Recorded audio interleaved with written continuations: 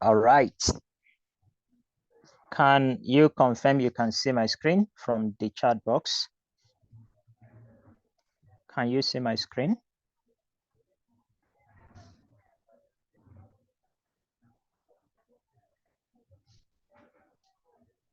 Oh, my screen is not showing. Is it showing now?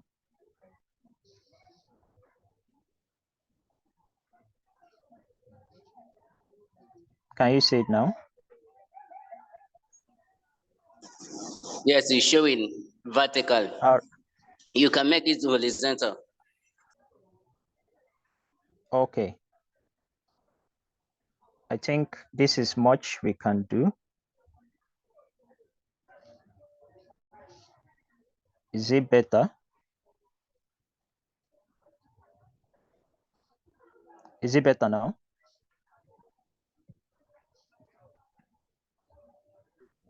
Good, good, nice. That is a nice one.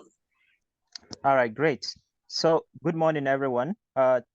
This week we are talking about business model, and I want to say my name is Igwe Ogoro, and I started and I still work at Rat5 Tech Hub as the head of startups and innovation. So our agenda today is for us to see how business model happens to be the lifeblood of our businesses, and also understanding the power of one, how we can be able to focus on one core value. Then we now begin to talk about how to scale and multiply that core value. But in essence, we want to see how we can think differently. I think that is the main thing about this conversation. So the goal is, how can we be able to turn any idea, whether it's bad, any idea, how can we turn it into success by leveraging business model? Okay, so someone will want to ask, what is business model? Like we keep saying, business model is how you create value, deliver value, capture value, but it must happen in a sustainable way. So in summary, business model is how a business creates value, delivers value to customers, and make money in return sustainably. It must be sustainable.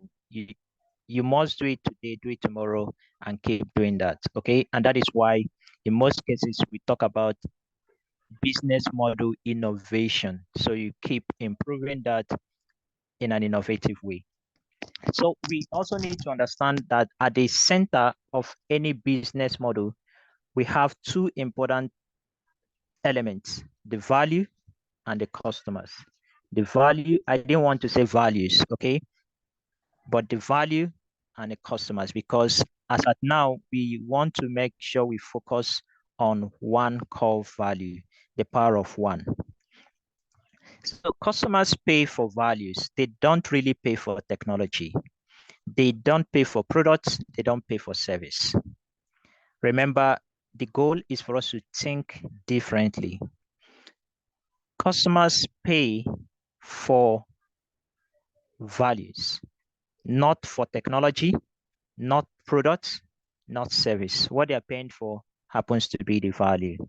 And it will surprise you to know that the number one reason why businesses startup fail is because of value, nothing more. It's not because of money. That's not the number one reason. The number one reason why most businesses fail or not even be able to scale is because they are not creating enough value for customers. Enough value for customers. They are not creating meaningful value for customers. You might be creating a value, but it's not meaningful. Then we now begin to look at a business, a startup might not be creating a sustainable value for customers. And you might not also be creating value for a large number of people. So everything here is centered on value, okay? So you might not be able to create enough value, meaningful value, sustainable value, or even value to a large number of persons. And that is why in the last, I think, 2 days section, we talked about if your product is still for your friends, your family, your mom, you still don't have a business because you have to be able to create value for a large number of persons. But it is okay for you to start with your friends, family, your mom, and your loved ones. Now, business model is a key to competitive advantage. The reason is that you are not going to compete strongly using technology, using products, or using services. Okay. You are likely to compete better using business model. So let's look at it this way. The innovative way, meaning the approach, the model that you are using to deliver that your educational or healthcare service is what is going to attract people to do business with you. They are not going to be attracted to you because you have a healthcare service. They are going to be attracted based on the way you go about delivering that healthcare service. To say that again, if you have a product, an insecticide product that helps people to fight anti-mosquito, right? At the end, so that they will not be victim of malaria. Here, people are not really going to do business with you because you have a product, an anti-malaria product, but they are going to do business with you based on how you go about the innovative way, the approach you go about delivering that service. It could be the way you deliver that service to them. It could be the way you price it. So not just about the product, but the business model. So the business model is not one thing. It's an element of certain factors. Okay. So let's look at why business model is disruptive. So when we look at business model, business model helps you to create your own markets. Now, it is very difficult for a startup as a business owner for you to really compete in a market. So let's use the anti mosquito stuff. There are over 1,000 hundreds of other products out there. So how are you likely going to compete with them?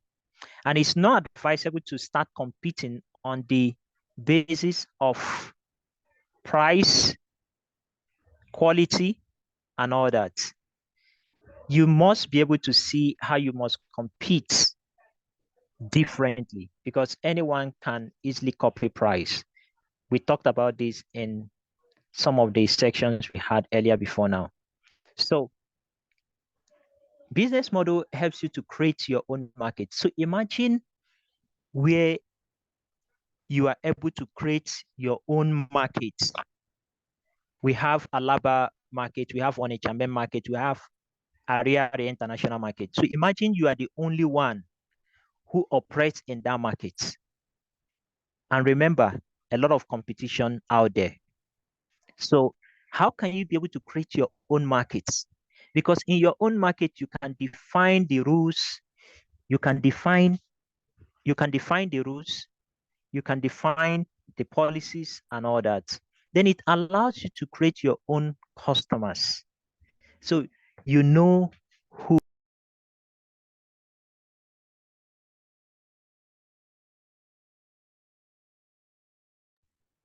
right?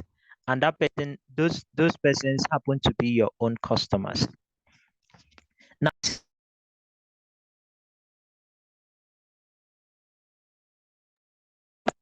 so it helps you to sell to them in a different way that no one can sell to them, because that is your market. And that is why we say disruptive business model. And that is why we say business model can lead to disruption. So it is not your product, it is not your service, it is not your technology, but it's going to be your business model that will help you win out there in the markets. Okay. So we begin to look at what are examples of business model? What are some of the cases? Because we are going to look at business cases. If you check this, there's a website called the Business Model Navigator, businessmodelnavigator.com. Someone can help us put it out there in the chat section. So maybe I can do that quickly. Okay, so there is a website called businessmodelnavigator.com. You can check it out. So it helps you to really see some of the business model examples, cases that businesses are leveraging to win out there in the market. And you begin to see that it is not about their products. It is about the value. It is about the customers. Okay. Now, let's give an example. Most of us might look at Apple and say Apple is a great company, but Apple is leveraging a business model called the lock-in. You might not know about this, but they are consciously doing this. And also, we need to emphasize that business models are designed consciously. Okay? Business models are designed consciously. It is not something you just keep building your product. And that is why it's recommended that you think around the business of the product you are building beyond just the product itself. Apple is leveraging what we call locked-in model. If you look at the locked-in model, what it's simply saying is that we can be able to create an ecosystem of different products. One product gets you into that product and lock you in there, that you now begin to access other products. So you don't have any other option. You don't have any choice. You have to use the other products. You don't have any choice, right? Let's give an example. An example is when you look at Apple, once you have an Apple phone, you are likely to use Apple Pay, you are likely to use Apple Store, you are likely to use Apple Music, you are likely to use Apple e-commerce store, you are likely to use almost everything about Apple. They have been able to lock you in one device. If you also see what they did with the what's it called? The MP3 device that they created. They created a device and locked those music inside there. So when you get that device, you don't need to go any other place looking for music. This is a conscious model they are leveraging to scale and compete. So you might think that they are just creating products and services. No. There's a business model around what they are doing. I hope this is making sense. Let's also give another example. Another example is when we look at something like the shop and shop model. The shop and shop model is where you need to sell in another shop, right? You don't need to set up your own shop. You sell in other shops. And that is what Samsung is doing. And they know how to do it very well. It's a great model that allows you to reduce the costs. Okay? So you see Samsung is getting into different markets. Samsung is getting into different areas. Why? Because they are able to sell in shop. And they are consciously doing that, and they are finding ways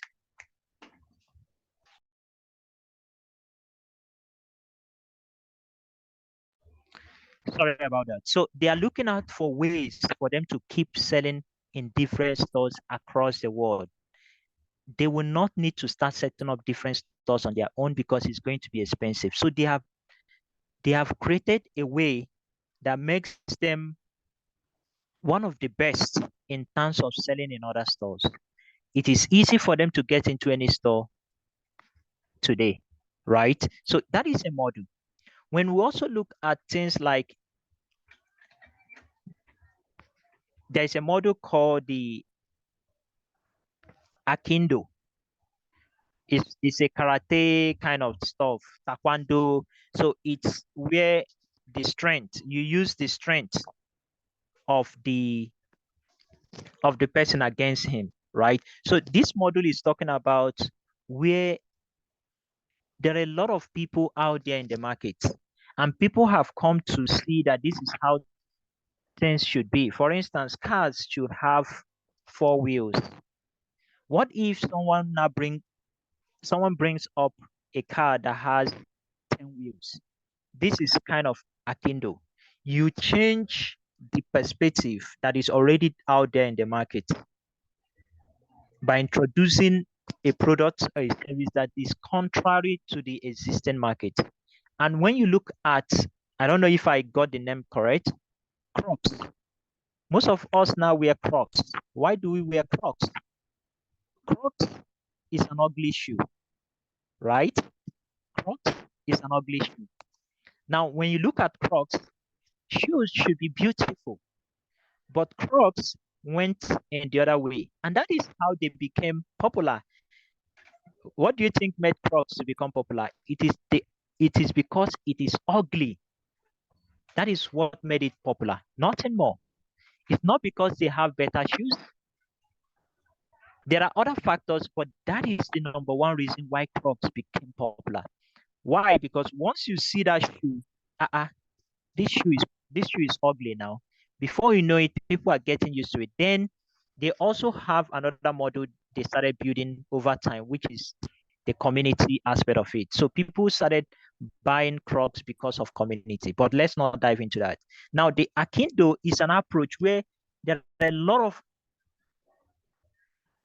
product services out there in the market, and now you are not changing the perspective, bringing a product that is contrary to the market. That is a great business model, and Crocs is an example of it. Okay, so but the question now we now need to begin to look at is how can we how can we really define our own core value? And the essence of this section is for us to focus on one core value, not many core values. So your product or service can deliver multiple values. No doubt. We know that it could be cheaper, it could be faster, it could be anything, right? But also remember that customers can force you to create multiple values. We want it to be cheaper, we want it to be this. And once you are doing that, what happens? It will require a lot of resources for you to sustain each of these values.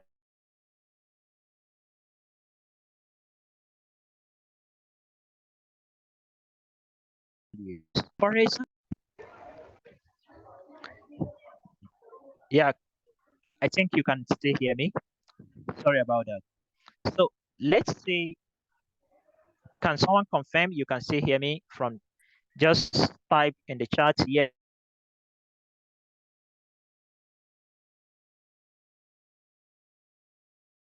yes, I'll see that and I'll be sure.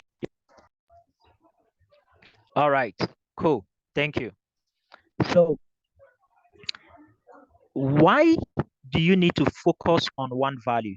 Because customers are going to drag you. We want it to be cheaper. We want it to be this. I was about to give an example. I was speaking with Franklin yesterday, and we are having a conversation, about 30 minutes conversation about his product, about their service, about what they are building. And we saw that customers are looking for value in terms of training, education. Why what you are doing, for instance, might be that you are producing shoe in the aspect of crops. But customers might now begin to say, oh, we need education, we need education.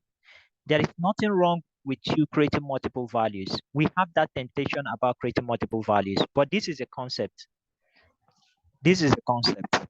The concept is that by the time you are creating multiple values, you will need a lot of resources and it will require a lot of energy for you to sustain that value. Imagine you are going to start educating. You will need to hire someone who will be creating the content, who will be doing that. And at the end of the day, you might lose and might not become a king in your core value. So that is why it is very important you focus on one value. Now, what do we mean by focusing on one value so that we clearly understand this? Your core is what is that one value that you choose to monetize. It doesn't mean you are not going to have other values. What it means is that what value are you going to monetize? Are you going to monetize the education aspect of the value you bring on table? Are you going to monetize the accessibility aspect of it? Are you going to monetize from the concept of varieties? Like when someone walks into your store, we have a lot of varieties that the person can pick from. Is that where you want to monetize? Do you want to monetize from the aspect of quality? Do you want to monetize? So you must be able to understand what value, what is that one value you want to monetize? And you have to pay attention on that core value. That is now where we now begin to define our core value. All right. So I hope this is making sense. Let us now define, how do we now define our value proposition? We have a framework, the value proposition framework, okay? After this section, we're also going to share what we call the value proposition canvas, okay? We have what we call the value proposition canvas, which we are going to share. That is going to help us to understand who our customers are much better, what they want us to do for them, and how our products would do that for them. Okay. And at the end, we can be able to identify the exact value we are delivering to them. So please, you can note that. I can also put that up in the chat section. So it's called, let me do that quickly. So it's called the value proposition canvas. A very powerful tool, a very powerful tool. Okay, so we are going to also share that across. Now, I hope we are understanding the concept of focusing on one value and why we say one value. So some persons will now begin to question, why can't I have multiple values? You can have multiple values, but what one value do you choose to monetize? Okay, so how do we use this to kind of define, evaluate, and create the right value proposition? So there's a framework, the value proposition framework, that allows you to define your value proposition clearly in a clear term. Okay, so why we get into making this interactive, this framework, as you can see from here, if you can see this, okay, so for who are you actually targeting? For where you have the parentheses, we are talking about the target customer segment. So for who, dissatisfied with what? So all you need to do is to fill up that stuff, and you don't need to say long story. Let's give an example. Let's use let's say a restaurant, a mini small restaurant along the road. So we can say, for corporate workers, So what it means is that we are very clear with our customer segment. For corporate workers, now you have dissatisfied with. Now, what is the existing solution? Now, we now say for corporate workers dissatisfied with late resumption of restaurant around their office.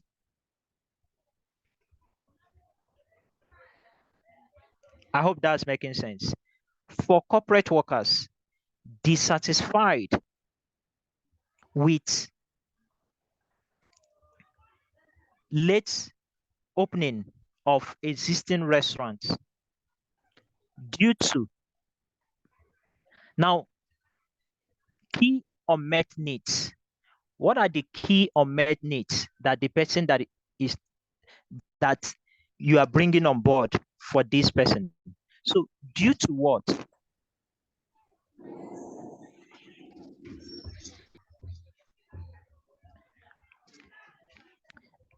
Can someone still hear me? So if you have any question, you can raise your hand. I think someone was trying to unmute. Yes, I can hear you. Okay, cool. So in case you have any question, feel free to raise your hand. I will spot that and point at you so we can get your question. So for who? It must be very straight to the point. That's why we call it target customer audience. And this can help you to define your value proposition. And your value proposition is going to cover who you are targeting, what they are not satisfied with, what you are bringing on table for them, and the benefit they are going to get or derive out from it. That's all you are going to use to define your value proposition. So for who? And it must be very clear. For corporate workers. When we talk about corporate workers, people who work in office. So we can say for office workers, for instance. Okay. So that's one. Dissatisfied with late resumption or opening of existing restaurants, of nearby or of local restaurants. Okay. Due to, let's say, late preparation of food, due to late preparation of their meal. So they open up late due to, so due to that, right? Now the venture name is now your venture, your company. So every place you see the brackets, you now need to now infuse what should be there. So where you have the venture name, you now need to say the name of your venture. So if we are talking about Mama Nkechi, so we now say Mama Nkechi offers a product category. What do you offer? Mama Nkechi offer, let's say, 6 to 7 a.m. breakfast that provides benefit of the solution. So you now need to define what does it provide. So it provides, for instance, early breakfast for you to take your breakfast, early breakfast. So it provides early, let's say, taking of your breakfast, or it can provide, the benefit here could be it provides early, or can we say something like, if I am able to eat on time from your place, it can get me, okay, fine. So the benefit here could be that it helps me to get the energy to resume work, right? So that provides the energy to get to work all throughout the day before lunch. So by the time we do this, we now begin to refine it to say for office workers, dissatisfied with existing restaurants who open up late due to late preparation of meals. Franklin Food Ventures offers a 6 a.m. breakfast store that provides meal to give these persons the energy for them to resume work and all that. So that is an example that is very clear and concise based on the nature of the product we are looking at. Okay. Now let us now do an assignment or a task. Because of XYZ, that's why I used this venture. So can someone now use this framework as an example? Let's leave the long framework. Because of what? That's why a customer use your venture. So can you say because of XYZ, just one thing, that is why a customer use my product? All right, so let's make this interactive. So who is in? Okay, good morning, sir. Yeah, good morning, good morning. Everyone. Okay. Because of the quick deterioration of shoes, customer use my product, and the benefit they get from it is durable shoes. Okay, let's hold on to that. You say because of what? The quick spoilage of shoes, the soles of footwear. Okay. That's why customers use my product, because the soles are durable. They last for a longer period of time. So than you the say average. because of early so we are looking at what value, because of what value, because of what, so what is the value, that one value that people buy your shoe? So go ahead. Because of durability. Exactly. Yeah, you can mute yourself. Okay, So sir. because of durability, that's why a customer use his service. Okay, so who else wants to try? Because of good fragrance, customer use my car wash. So interesting. Because of, now you now see, you don't need to list a whole lot of things: durability, good fragrance. So who else wants to try?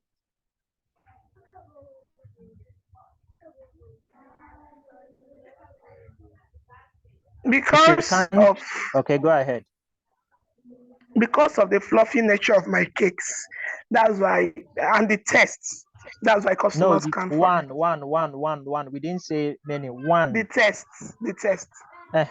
Cool. Because of tests. Okay. So that's why people use your products. Okay, cool. One more person.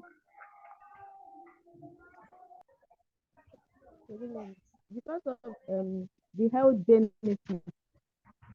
Because of what? Health benefits.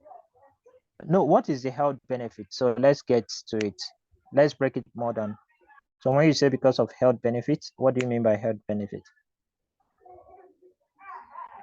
Like it's a healthier alternative to ultra processed. No, why? What is the value? Okay, you say because of health benefit. Like, you know, health benefit, like we need, because of durability, because of tests, because of low sugar. Is it like the health stuff is low sugar? Is it because of natural? Is natural? So because like of, because of what? Product. Okay, so that means the reason why people buy your product is because of the health benefit. Okay, but I was looking at if we can break it down so that the value can be very concise. Okay, so it could be because it's natural. Okay, cool. All right, so that being said, now I think Gabriel, is it Gabriel that wants to say something? Gabriel, you want to say something? Yes, sir. Because of the simplification of my books, my customer wants to buy it. Because of what?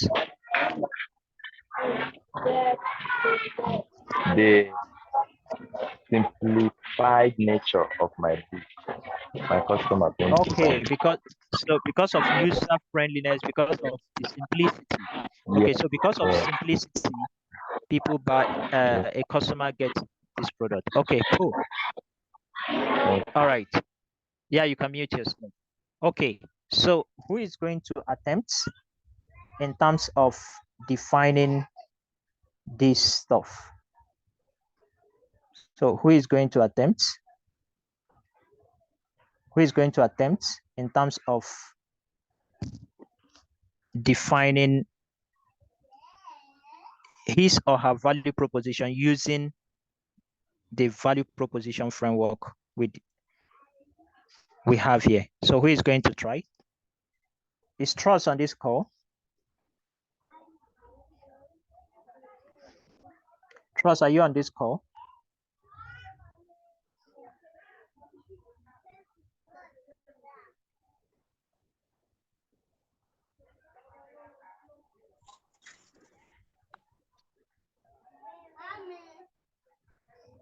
Okay, Trust is not here. So who wants to try?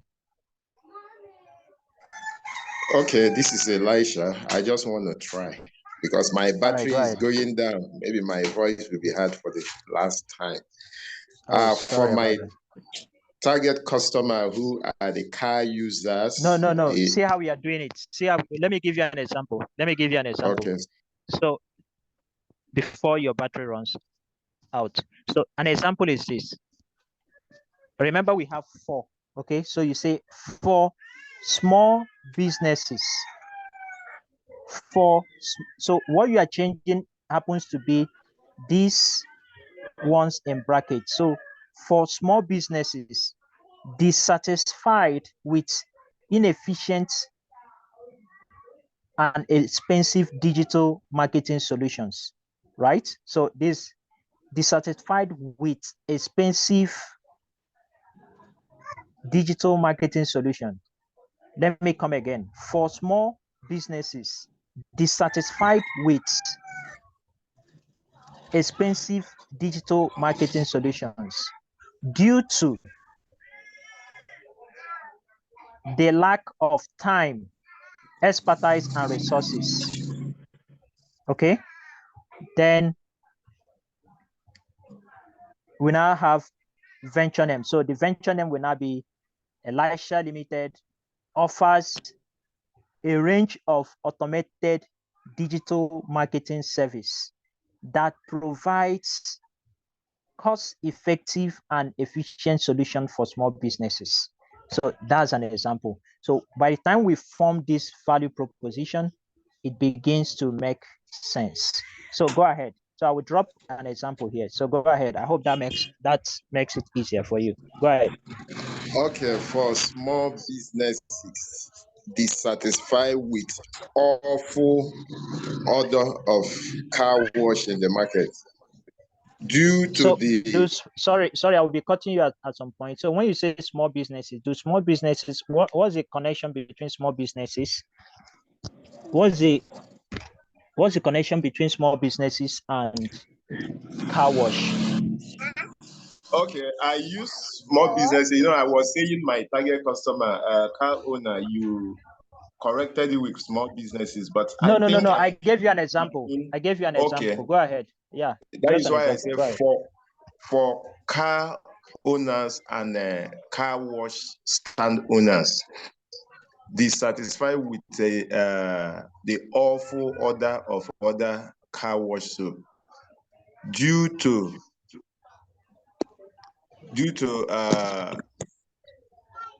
kindly remove your key on maintenance. Okay, due to the awful order from other car wash. Cool Mickey Enterprise offers car wash that have a very good fragrance. Am I in line, please? Yeah, you are. So is it good good fragrance and long fragrance are different value. Okay. So okay, Yes, it's good that's okay. fragrance and long-lasting fragrance. Thanks for that correction. Okay. All right, cool. So who else wants to try?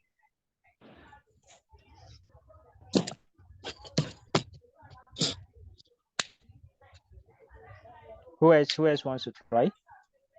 So all of us, we are going to do this by the time we send out the framework, and we will send back and we'll review. So who wants to try? Yeah, go ahead, Gabriel.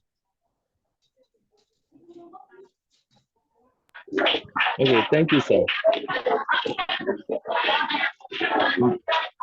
For schools in rural areas, be satisfied with expensive books and be satisfied with expensive books. Be satisfied with expensive and complex books due to We the have a lack lot of of background noise. We have a lot of background noise. Can you shift a bit? Okay, Or is it someone else? Admin, can anyone help check who that is? For schools in rural areas, be satisfied with expensive and complex books due to the lack of funds. Lack of what? Funds. Okay, yeah. Lack of funds and technology. Yeah. Digital Writers Hub offers simplified books to aid in reading and improve moral values in children via novels and storytelling. Interesting. So the question will now be, are you targeting schools? Are you targeting parents and all that? So this is a framework that is going to help you. You can mute yourself. I think the noise is coming from your end. Okay, yeah, thank you. So this is a framework that is going to help you to really organize your value proposition. You know clearly what you are delivering to these customers, okay? And you know who exactly you are targeting. So it's not a long thing. You don't need to write any long thing here. And I like the way you mentioned the schools in rural areas, dissatisfied with expensive existing books, right? Due to limited resources. Okay, due to limited resources, so you are providing XYZ that provide you are offering XYZ product that, so you can be creating maybe a book, a kid's book, an educational book that provides XYZ that is affordable. You can be offering an eco-friendly that provides you can be creating a book that provides eco-friendly if you are talking about that. The issue here is the eco-friendly of the product, right? So it depends on what you want to talk about and all that. Okay, so cool. Yeah, we'll send this across. I think someone asked for that. So while we summarize for this conversation and then open up for questions. Now let's look at why we really need to pay attention to a business model. Why? Yesterday I had Franklin, are you on this call? Is Franklin on this call?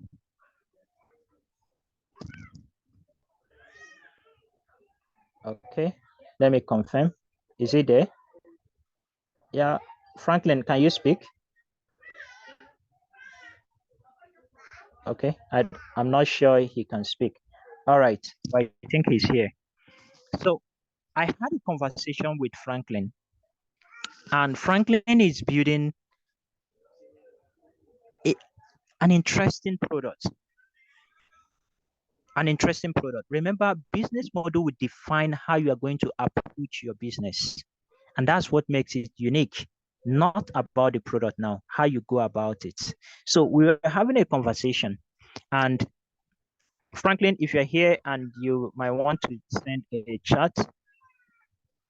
Okay, yeah, can you speak? Can you on your mic?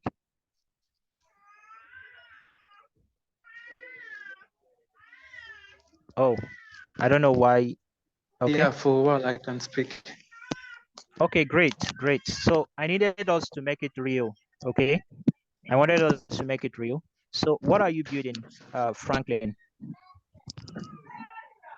We are building a product that allows for offices, construction agencies, and homeowners to take track of their maintenance and management audits and reports, in the sense of tracking your lifespan of your facilities, getting financial updates, getting also your audited reports on repairs carried out, like that.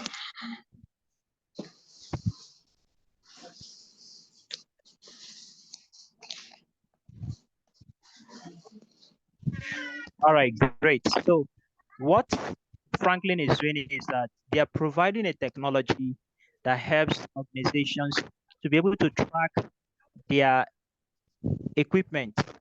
For example, generator. You can be able to track the maintenance history, of your equipment in the office, right? So that you can use it to make important and useful decisions along the way.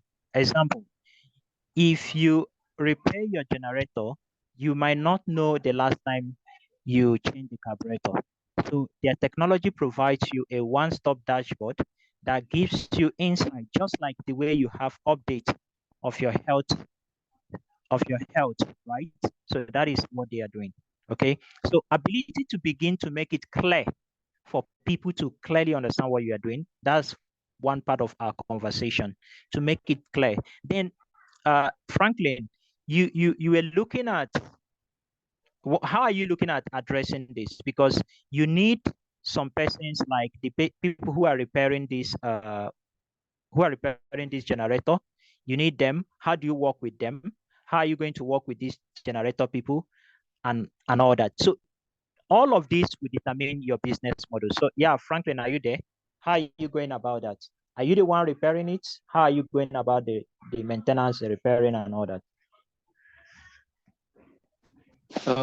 So, yesterday the conversation was on how we can improve and innovate on the existing models that we have. So at this point in time, what we do is we have about 2 experienced members in the team. They are also co-founding members that are skilled with electricals.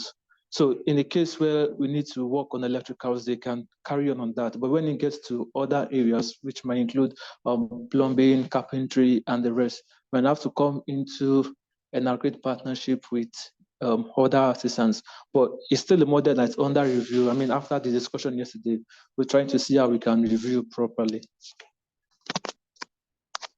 Okay, that's fine. So the essence is for us to look at it as a case study so that we can clearly understand how we can begin to look at business models, right? So how were you looking at addressing it? It's okay. We don't have any perfect model yet. So how were you looking at addressing it? Well, are you looking at hiring these people, rent an office, you hire people, they will come to the office. Anytime someone needs a service, you send them to go and work, right? Are you looking at creating a marketplace where these people will sign agreement with you? If there's a work, the plumber goes work. So that is the form of the business model. So what are you looking at? Let's say someone in...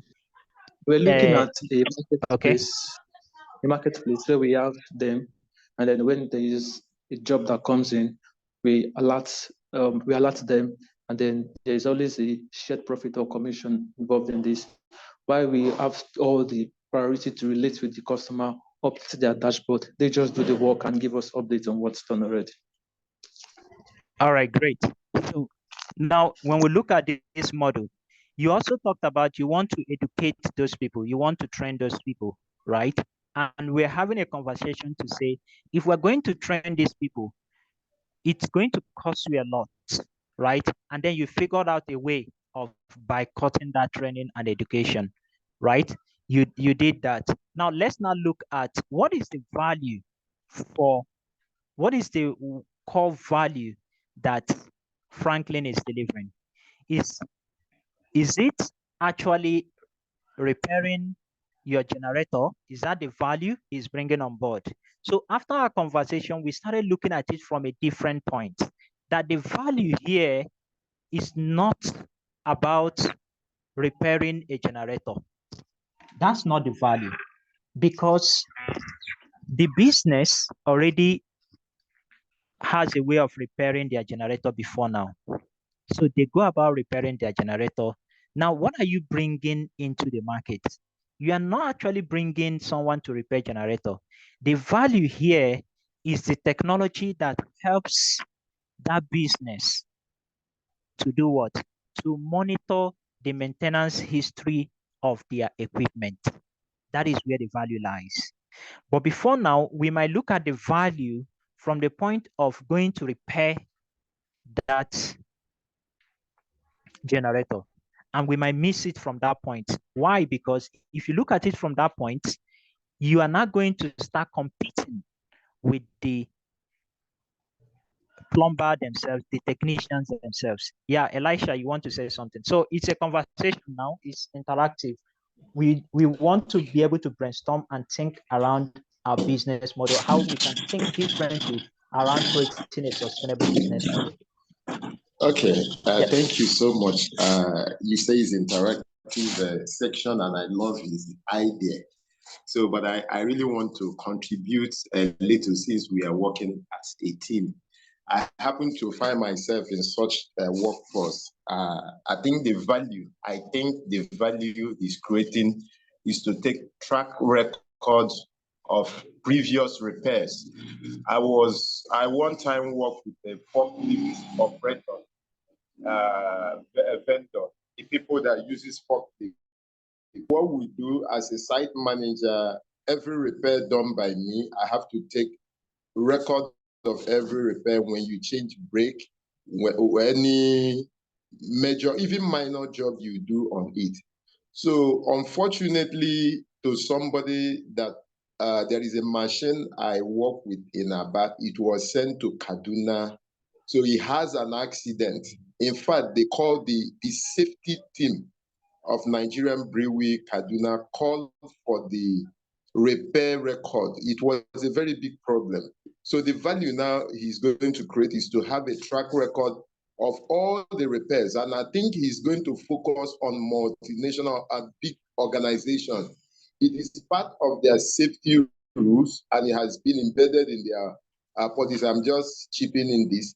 So that value is taking proper record of their previous repair. A time will come for safety record, it will be demanded by the company, even to ascertain the efficiency of those machines, if you happen to be a machine. This is something that happens to me. I'm just talking about early this year, machine I managed here in Abat was sent to Kaduna State, and it has an accident, brake accident. They now called me at Abat to send the track record of all repairs. Thank you. Interesting. Thank you so much for that feedback.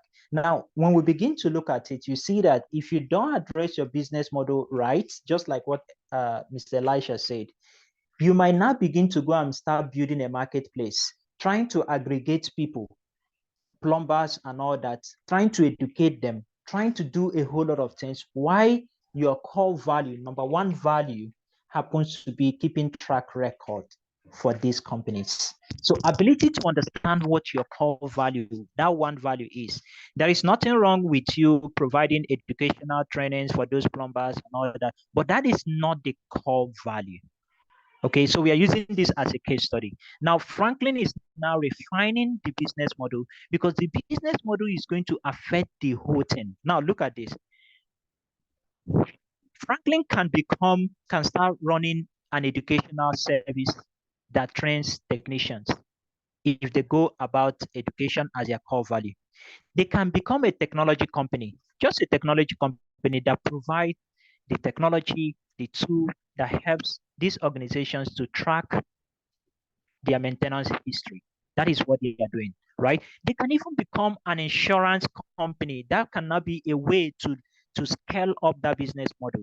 They can look at it from insurance, because insurance is from the point that you can insure your properties and all that. And insurance companies, they can even target directly to insurance companies.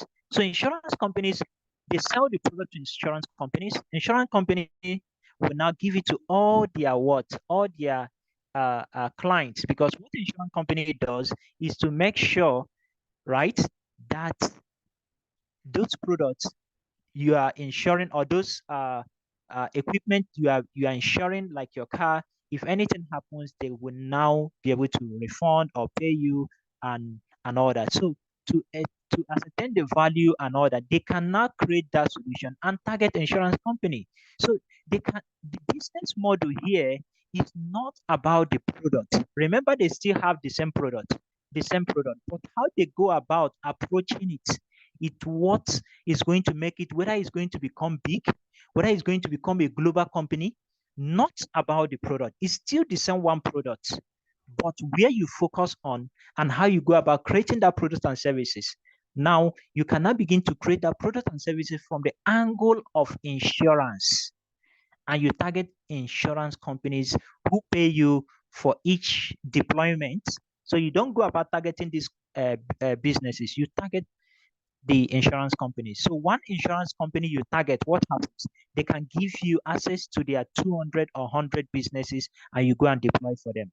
You don't charge the business. The insurance company will pay you for each deployment that you make. So for if they are paying annual, they will pay you, maybe if you are charging, let's say you are charging 100 naira per per business. If you are charging 1,000 per business every year, now that is now the aspect of multiplying that value, right? So how can you now be able to multiply that value? By designing business models that can help you grow. Now, remember, if you go from the aspect, another aspect that might not be this aspect, it might become difficult for you to scale that value. Now, the question will now be, is it not still the same products that you are building? So what is making you to become exceptional? It is not in the products. It is not in the technology. It is in the business model, how you go about creating those products and services, how you go about delivering it. Remember, we have turned around the delivery from just delivering it to the companies to delivering it to an insurance company. But you must be able to test and know who you are to deliver it to. You can also decide to say, oh, we want to deliver these things to the technicians themselves. So it's a tool for technicians. So if you're a technician, use this tool and then use it to keep. So you must know the value it's bringing to them. So that is what we mean around business model. Okay. It is not about just creating products and services. It is about designing those superior business models that can help you to become a king in that market. So people don't win because they have created products. People win because they have superior business models that are difficult for you to compete against. So that is the essence why business model is the lifeblood of any organization. So when we give an example, for instance, we have talked about this over and over. When we give an example of business model around other companies, like what we talked about Apple. Apple is using the lock-in. So you might not understand. That is why it's not easy to compete with Apple. No matter what you do, you cannot it's not so easy to compete with them, right? If you want to compete with them, you need to go and start building phone, distributing that phone, and you know what it means for you to do that, which is a whole lot of work. So that business model alone of lock-in makes it difficult. Remember, the essence of business model is for you to create something that is not so easy to copy. Products are easy to copy. Technologies are easy to build and copy, but business models are not so easy to copy. Look at the reason. When you are approaching a company that is already big, David and Goliath, you are trying to fight. There's a book called David and Goliath. I think we have also dropped it. When you are fighting the Goliath, you can't go and start fighting the person from the basis of price and all that. And they are not so flexible to change, right? There are a lot of issues around them to innovate and all that. But as a startup, that is the advantage we have. We can easily innovate, we can change, we can pivot, we can search, and we can be able to do a whole lot of things over time, right? That is the advantage we have over the big competitors. So how can we quickly be able to disrupt them using our business models, not from the basis of products. Because there is no product you can build today that Samsung cannot build. There is no product you can build today that MTN cannot create. There is no technology you can bring on board today that Google, ChatGPT cannot build. So how can you disrupt them? It is going to come around your business model. How you go about creating those products and services, how you go about delivering them, and how you go about making money. And we talked about example when we looked at cases like the Airbnb, when we also talked about the concept of Copia. Okay, Copia is an e-commerce company based in Kenya.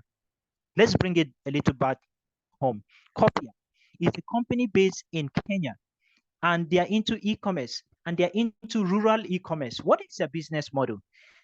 Their business model is that they go out to places like local stores, salons, and they will go and tell the hairstylist and say, I'm going to give you a catalog. Paste this catalog on the wall. When your customers, your clients come to make their hair, they will see the catalog and ask you, this refrigerator, this gas cooker, this fan, how much? And what happens? They can place their order. After 3 days, Copia will bring it to that store. Now, what are they solving? Trust.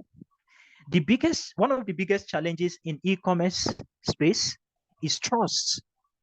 Because I don't know you, if you launch a new product now, a new e-commerce platform, people are not going to trust you. So what business model can you deploy to be able to break that issue of trust? Also, the cost of delivery is expensive. How can you be able to design a business model that can help break that and then deliver a value of cheap and fast delivery to people? How can you do that, right? It could even be something like, do you know why people don't do something like return? Like you can return back a product. The reason is not just that you cannot return it back. If you are going to return a product, pay attention. As an e-commerce company, what happens? You will need to drive down to the customer and then pick up the product and also drive back to your office. So you are going to spend a whole lot of money. That's why people will say, if you buy, you don't buy. But somebody can now use a business model to deliver that value to say, our core value is that when you buy any of our products, what happens? If you buy any of our products, you can return it back. If you try to deliver that value, you might fall a victim of costs, because you must be able to deliver your value in respect to the cost, so that the cost will be going down. The cost of expense will be going down. It shouldn't be increasing.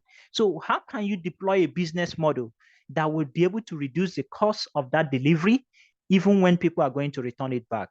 That is the essence of business model. So when you look at what Copia is doing, Copia now says, when someone buys orders for that product, currently Copia has about 33,000 agents. As at the last time, about 2 years ago, I checked them out. They have about 33,000 agents. So they go to these local stores, keep those catalogs with them. So someone is cutting the hair and the person can place order. So they will deliver the product every 3 days or so to that locality. Every store that an order was placed, they will bring it there. The hairstylist or the local business seller will do what? Will be the one to deliver that product to their customer. So what value are they creating to the local business? They are providing them additional income, right? Then for the other guys, what are they doing for them? For the buyers, they are making sure that trust, right?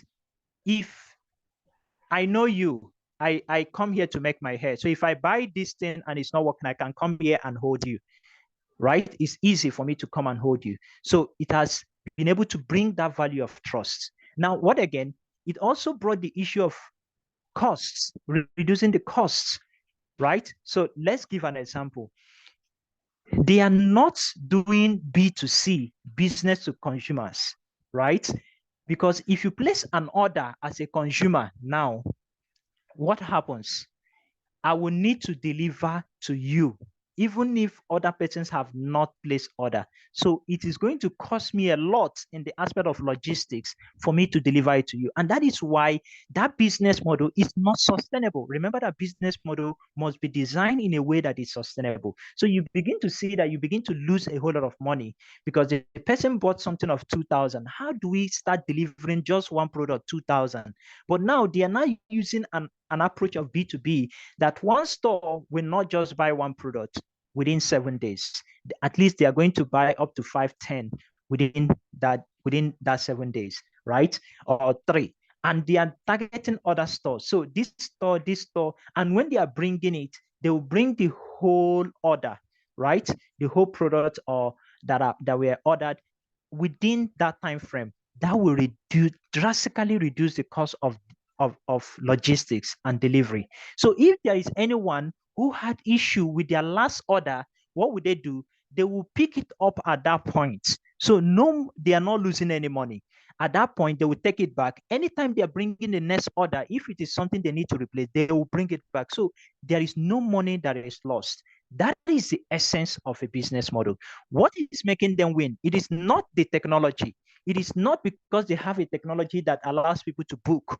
That is not why they are winning. They are winning because they have been able to design a business model that is sustainable and that is scalable and that is viable. That is the essence of building a business model. And that is why the essence of running a startup or a business is around a business model.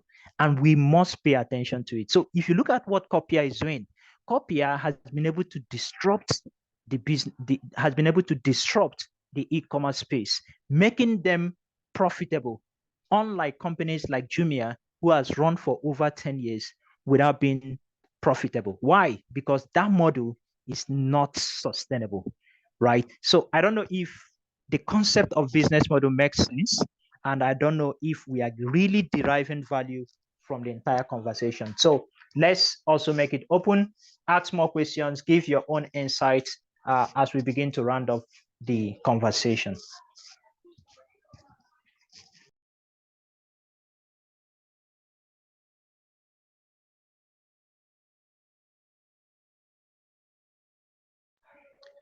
Yeah, anyone? Would you want to raise your hand, say something?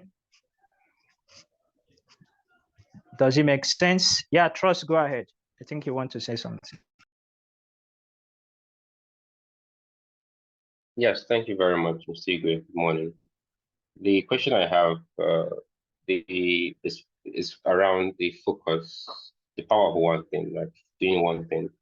And if we look at the business model navigator that was shared, there's a particular business model called hidden revenue, which is the business fronts a service. It could be free, and they're getting money from someone else, another service. So people are wondering, they're offering for free, but how are they making money? Then they're making money for something hidden and not seen in the public.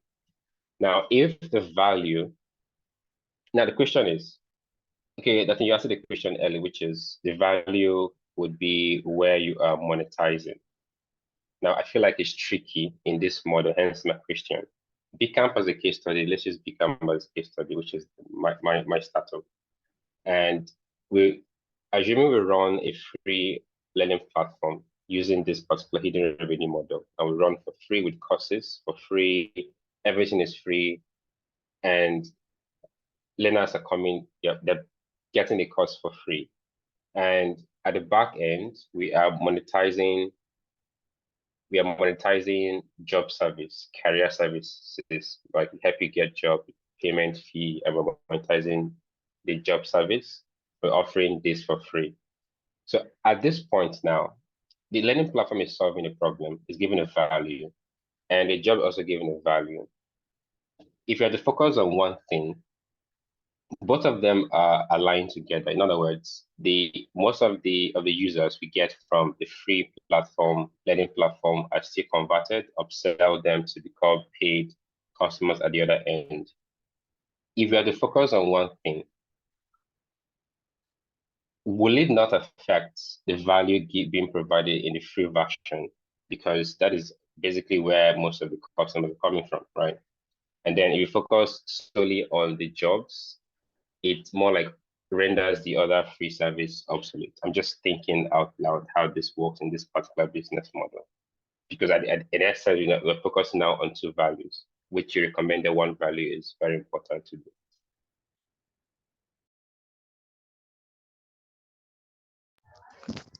Okay, so you also need to know whether the hidden revenue is something that works for you, right? Not every business model might work for you, okay? And also understand how the hidden revenue works. So which organizations, which industry are really kind of more to use that business model. And also we have a way of picking a business model that the food industry are doing and then bring it back to your own, so it can all work. So now let's look at your question. Hidden revenue. How do you want to go about the hidden revenue? Are you looking at, for instance, we provide our platform for free, and then when someone wants to make payments, we partner with the payment people and then we collect a small amount of money. Okay, so we need to look at the value clearly and then know whether that business model can really work around it. So not every business model can work based on what you're delivering, right? Depends on how you design it. But I don't know if someone else might want to contribute to that. Yeah, Trust, you want to clarify something? No. Is a formal hand, no.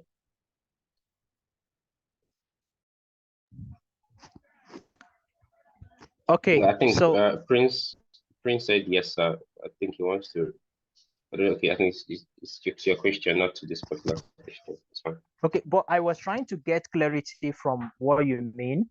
So currently, Bcamp, are you providing a free platform? No. It's just a thought based on the conversation. It thought because Okay. it's just thought. Okay, so in case you are going to provide a free platform, how can you work around hidden revenue? Is that what you mean? Yeah, exactly. Yeah, if you're going to provide free platform, then the option for monetization, maybe the extra carrier services and all that. So that's what I was asking. But that can be add-on. So I think that's the add-on business model. So you can run the add-on business model. You provide it for a less price, or you provide it for free, and then which could also be freemium. We have freemium. So what you might be missing up the business model. We have freemium. So you might run a freemium, then somebody can upgrade to premium. You can run add-on, maybe make it a little bit cheaper, then capture back more value from the user. So that is now where you begin to talk about things like the CLTV, the customer lifetime value. That is now where you are going to begin to derive more value. For instance, if a customer stays for like 10 months with you, the first month you might just make 10 naira, but you already know that in the next 6 months, you are going to capture enough value from the person. So that is why some persons can even give you something like, oh, refer somebody and you get 2,000. They know that along the line, they are going to capture back that value because they already know the out from there. Yeah, Franklin, you want to say something? So it's interactive. Please jump in and share your view, your thoughts, and what you are doing in terms of the business model and the entire conversation. Yeah, Franklin, go ahead. Okay, for me, I think I like the point the first guy who asked the question made about the business model. And I think it relates to our own part and the conversation we had yesterday. So I'm thinking, what if at this point we are now operating more like you made mention of a lock-in business model where you can render these technical services and then you lock them in with all these maintenance and audit checks. Now, this is why I'm saying this. Our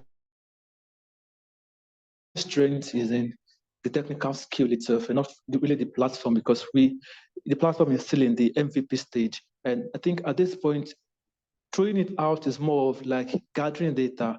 And that's why it's a web app, because it's taking form of our website and then a test product, which of course after 6 months or 3 months into the release, we can now start making preparations for a mobile app where we will have all the real features. And here's the very interesting thing. The application itself is named Blue Collar. So it's not, it's more like a franchise of ECHub. So probably you can now say if ECHub is the main technical company and then Blue Collar is the management service hub or something like that. And then you made mention of insurance. I think when S Holding opened the office in Lagos, we had to send in some few messages to some stakeholders there about the fact that if we can include insurance of home appliances and all of that. And after we did that, about a few months later, funny enough, also started home insurance. I don't really know if it's a coincidence, but I don't believe in coincidences. But my point is, at this point, how to just gather the data that we need. And then when we now launch, you can now have the technical service on one side, the maintenance app on the other side, or you can even sell APIs to artisans who want to run it on their own. So it's more like I'm trying to balance all the discussions into one point. Yeah. Okay, interesting. Now remember why we said a startup is in search of a repeatable and a scalable business model. That is why you are searching. You don't need to stay one place. You need to keep searching. And you don't win. Remember, we said companies don't win because of their technology. I also want to say companies don't win because of their business model, but you win based on your creativity and how you go about innovating that business model, right? So it's okay for you to search for a repeatable and a scalable business model. And most times you have to find out from the customers when you get out there in the market as things are evolving, right? You are evolving with them. And that is why we call it the customer-centric business model, where you need to depend on the customers. Big companies, it's difficult for them to really switch, right? Why it is easier for us as startups to really switch, learn from the customers and build models that are designed solely for them. So Franklin, it's something for you to think through, right? And that is why most organizations, they have people who focus on those things. So it's a skill on its own, right? It's not just something you just think and then you say, oh, this is our model. It's a skill on its own, just like you have product designers, just like you have people who are designed to think around business model innovation, and which is very, very powerful because that is what makes companies win. Okay, so let's begin to look at people on the call. Yeah, I think we have people like Prince, Amarachi, Josephet, Blessing, Uche. So let's hear about your business model. What's your current business model?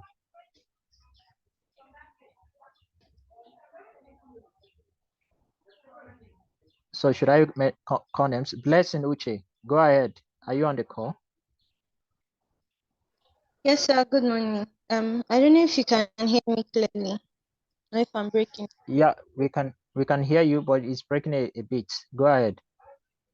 Okay. I might have to change it. Okay. So if it gets really bad, I might have to change my device. Okay. So, sir, Okay. my business, we render digital skills training in K-12 schools, and so I'm still trying to understand how our business model runs. So we try to address private schools that are seeking to provide an opportunity for their students to acquire in-demand in-demand digital skills while preparing them for the future of the economy, the emerging economy. We also help them stand out by incorporating these our program.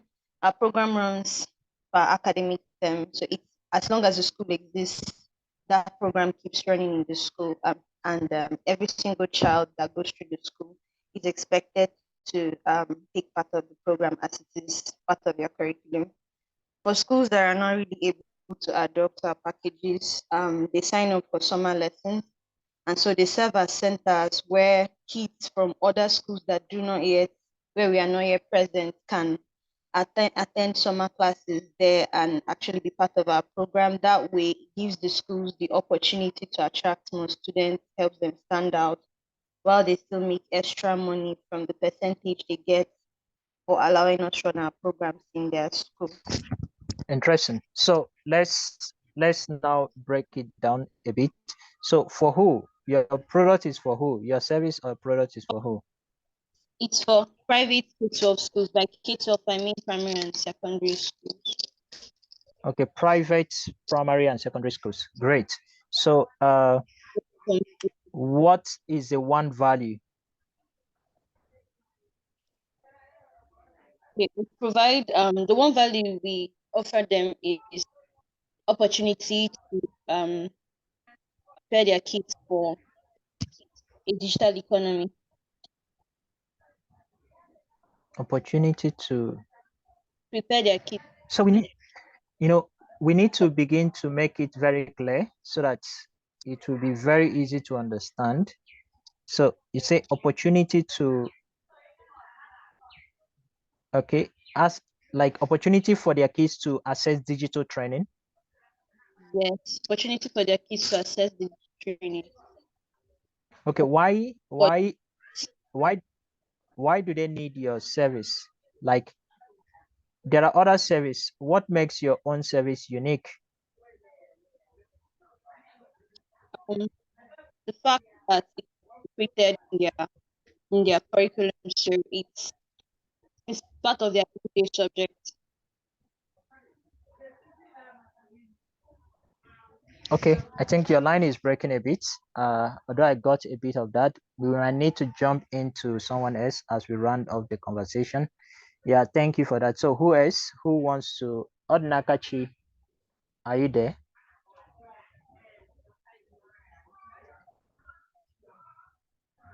Okay. Yeah. Jeremiah, go ahead. Are you there? Unmute yourself. Okay, good morning, sir. Yeah. So who? For who? For who? Okay, I'm Jeremiah. Not Jeremiah by name.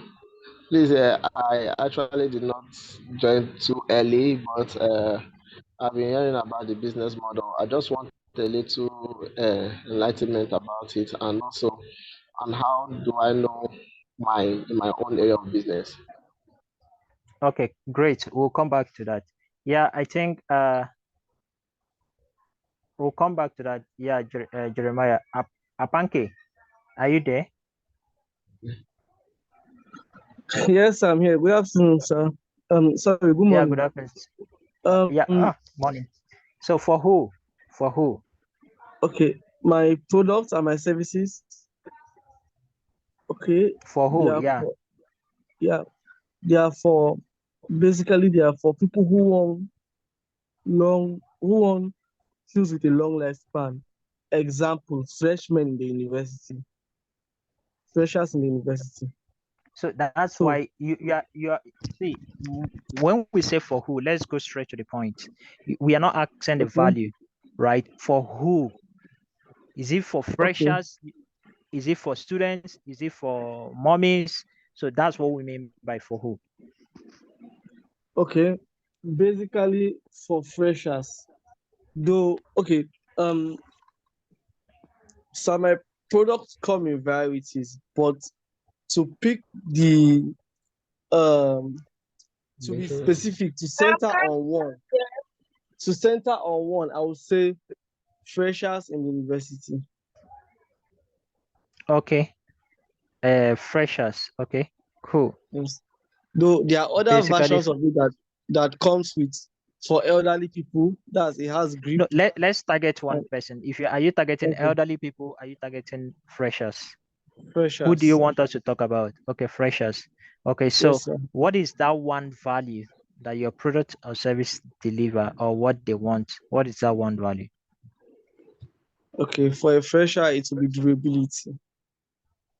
Durability. So what are you doing differently, and how are you doing that differently from every other person to deliver that durability better than every other company? Okay. Cost reduction. The cost So of the product. remember that Now, we shouldn't rely on price. Never use price as a competitive edge. Yes, it could be price, but what you now need to look at is what business model are you introducing that is making that price to go down, that it is difficult for any other person to replicate. That is what makes your business defensible. So the essence of business model is kind of a competitor will want to punch you, but your business model makes it defensible for the person to really attack you, right? So when you are talking about price, when you want to talk to investors to say we are cheaper, our price is cheaper, you don't need to say we are cheaper. You need to explain how and why you are cheaper, because anyone can just make it cheaper. Go ahead. can you hear me? Yes, go Okay. ahead. I would say the use of condemned car tires. Now, many people can use condemned car tires, but the ability to process it, let me not say I'm the only one. I would say very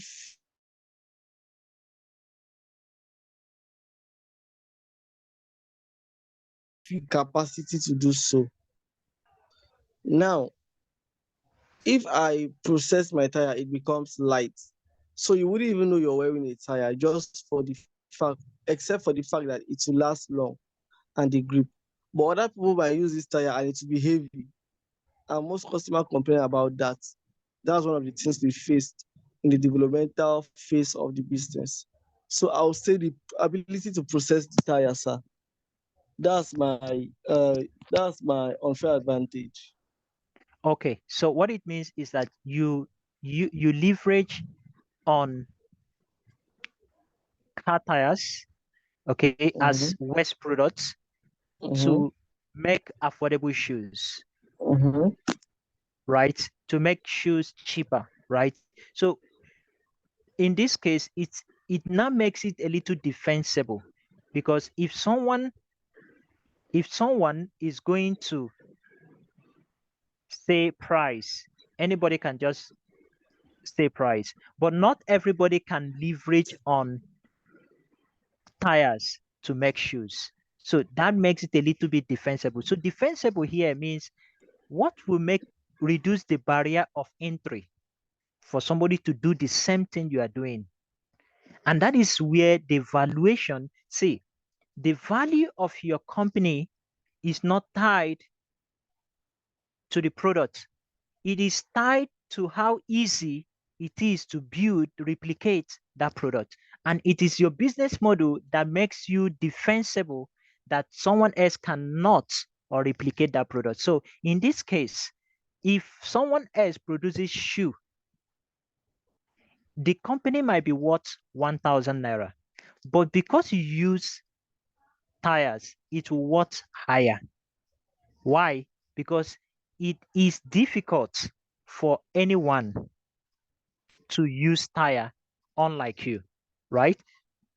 But another question will now be, is this sustainable? Do you have access to a lot of tire?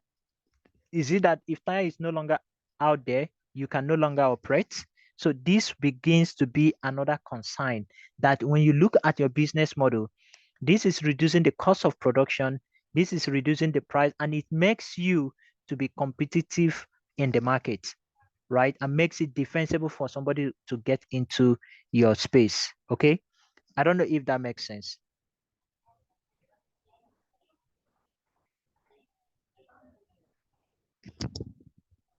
Are you there?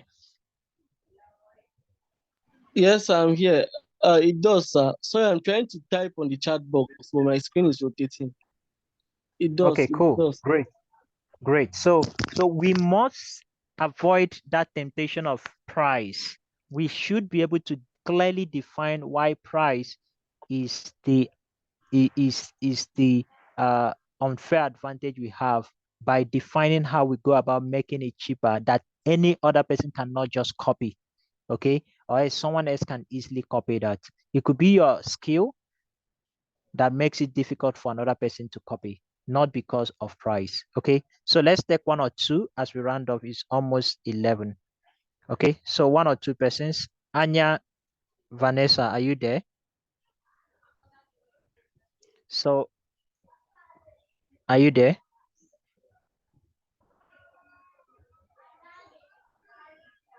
Okay, she's not there. Who else?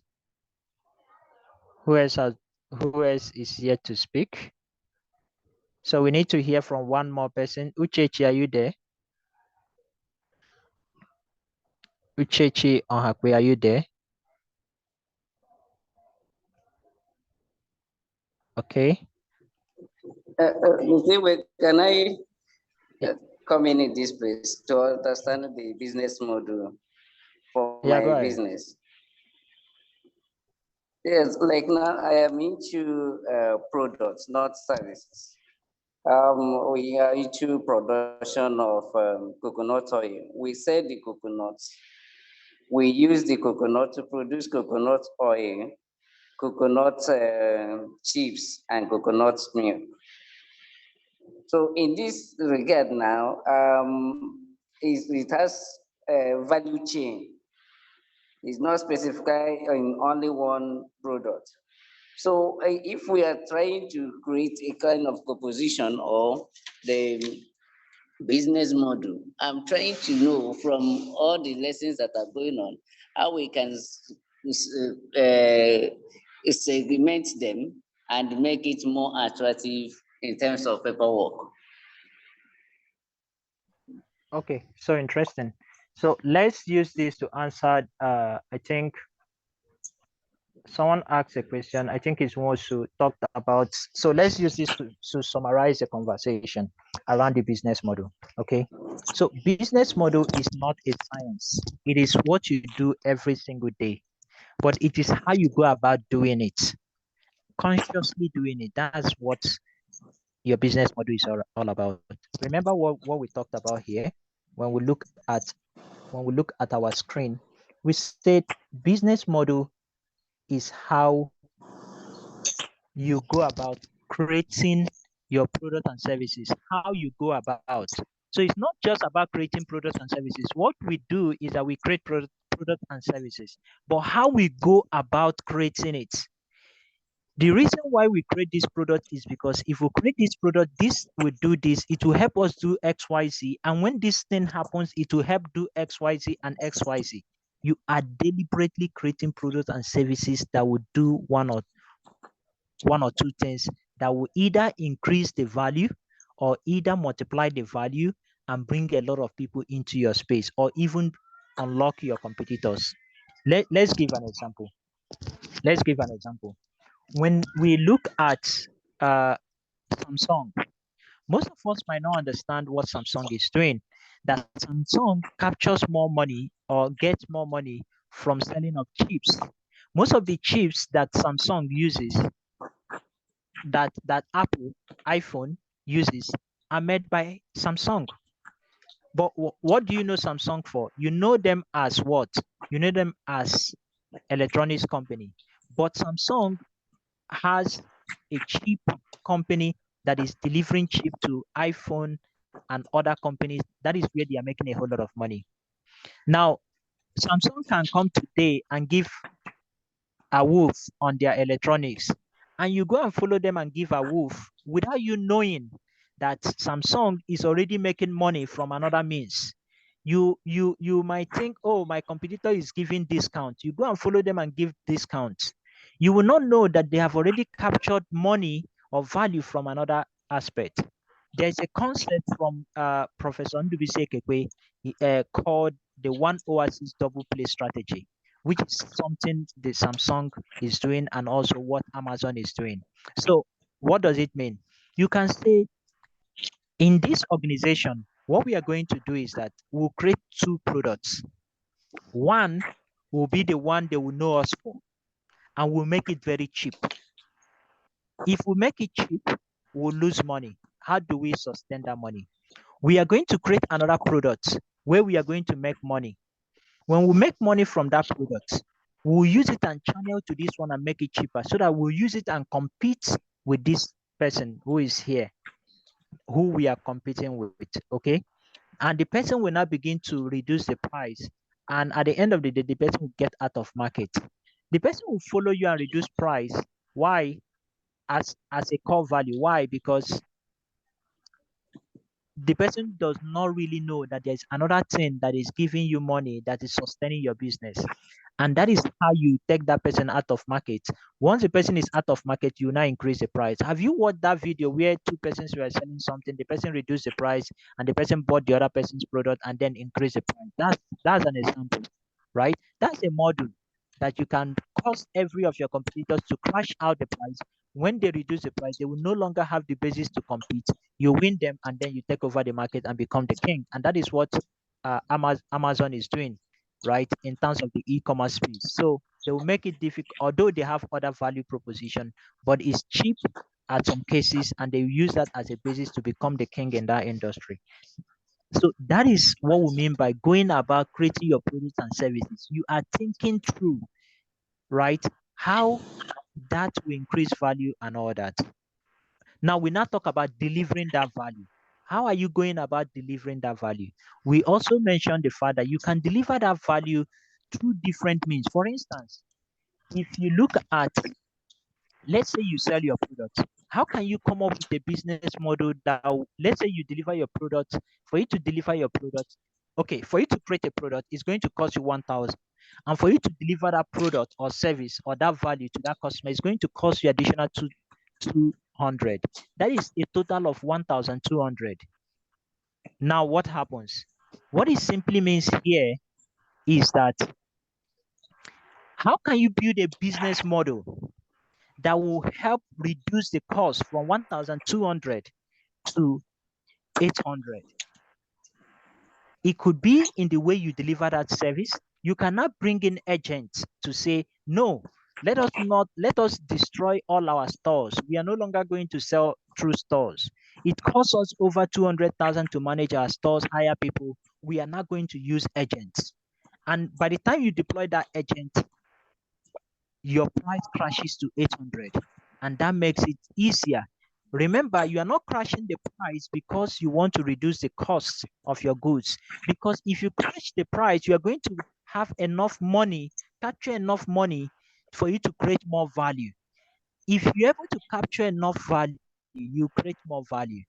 If you're making 1 billion, you can be able to create more additional value and sustain that value, unlike when you're not creating. So that is why you must begin to see ways for you to reduce the costs so that you can capture more value. And also, when you reduce the cost, you're going to have a lot of persons come into the system to use your product. So business model is how you go about doing all these things. You can also do it from the aspect of your products, right?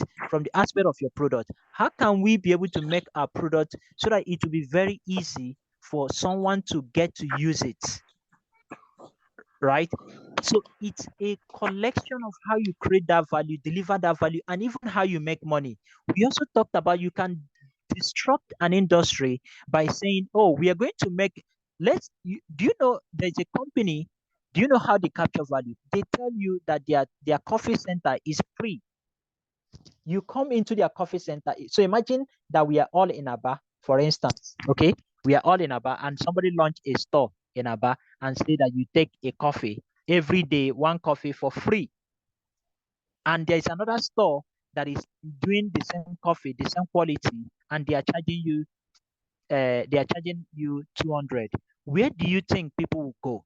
But the question will now be, what business model can you bring in that will make you to create a store where people can take coffee or take food or take anything for free?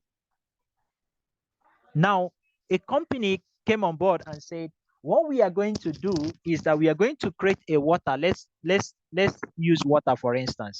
You are going to we are going to create water. Water is sold to 20 naira. Let's say a sachet of water, 20 naira. Okay. Now they are now saying we are now going to create water, or for them, they use coffee. So we are going to create a drink, and then we are going to make it not 20 naira, we are going to make it 10 naira.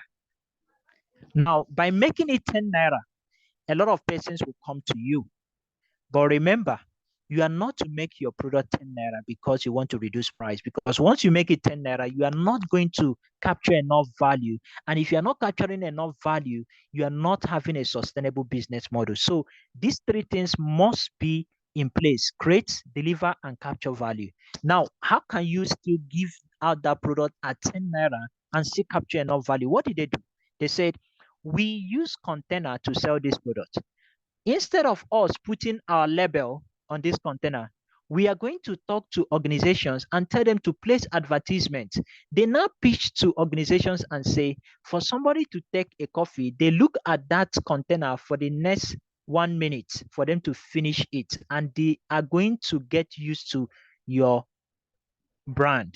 Instead of you putting a billboard for about 1 million, use that 1 million, right, to place it on our container. Now, let's now look at this. Water is sold at 20 naira.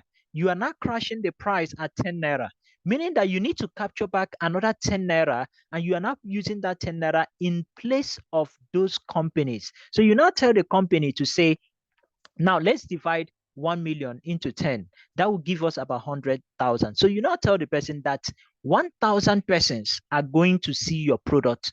Pay us how much? Pay us 1 million naira. And you now be able to prove to them that if you do a billboard in Aba, if you do a billboard in Abia or radio, that over 100,000 persons are not going to see it. And even when they see it, it's not going to stick to their eyes. So what value are you now? You have now been able to create a new customer segment because of the business model you are designing. A new customer has been discovered, that we are no longer selling directly to the end users. We are not selling to advertisers. Now, this advertiser will now pay you 10 naira for every cup that you produce, meaning that their advert will not be placed on that cup, right? When you place it on that cup, 1,000 persons are going to drink, right? And they are going to discover their brand. At this point, you are still selling at 20 naira because you capture 10 naira from this person, capture 10 naira from this person. But what is the advantage of this business model? Over millions of people would jump to you to take your water or take your coffee. Why? Because it's 10 naira. So what we are trying to say here is that you don't need to build your competition in terms of price, but you now need to build a business model that can reduce the price, that will bring in a lot of persons. It must not be in the aspect of price. Price is just an element of it for you to design a business model. So I don't know if this example gives you an insight. If it does, I want you to just type in yes, for you to clearly say you understand what we mean by business model. So that is an example of how you can be able to design a business model that introduces a new customer segment who happens to be your advertisers, and you are creating a value to them, you pitch to them, and at the end of the day, you have a product that a lot of persons are coming in to use because it's cheaper. Have you seen how we made it cheaper? So you don't just say that you sell a cheaper product. Yeah, even when you say you make it cheaper, but the business model here is that it is not so easy for somebody to copy it, right? The person will need to also understand how to work with these advertisers, how to create value for these advertisers, and how to begin to start competing with you. So it's not something the person will just wake up and say, let's reduce our price and compete with this person. If you do that, you don't know. And now in most cases, people might not even know how I'm making money. Most of these organizations, you don't know how they are making money. You might think they are making money from what you see, but they are capturing money in return of the value they deliver, probably in a way that you never imagined. And that is where their business model come. Business model can also help reduce the cost of operation. What can we deploy in this system that can reduce the cost of operation? What can we deploy? It could even be something that you can deploy that will make you deliver something faster. For instance, you cannot deliver. That is how Amazon were able to disrupt that space. Ability to deliver a product within that same day. And they were able to build a model that is able to do that. You see a lot of person designing a business model where they say, if you buy something, the person who is closest to you will pick it from that store and deliver it to you. That will reduce the cost and also deliver that product as quick as possible to you. That is what we mean by business model. In essence, it must be able to make your product to become superior than your competitors, and it will not be so easy for people to really go ahead and copy it. Yeah, I don't know if that answers a whole lot of concerns and a whole lot of questions we have. So I think we are coming to the end. So let's get a confirmation that the concept of business model is clear.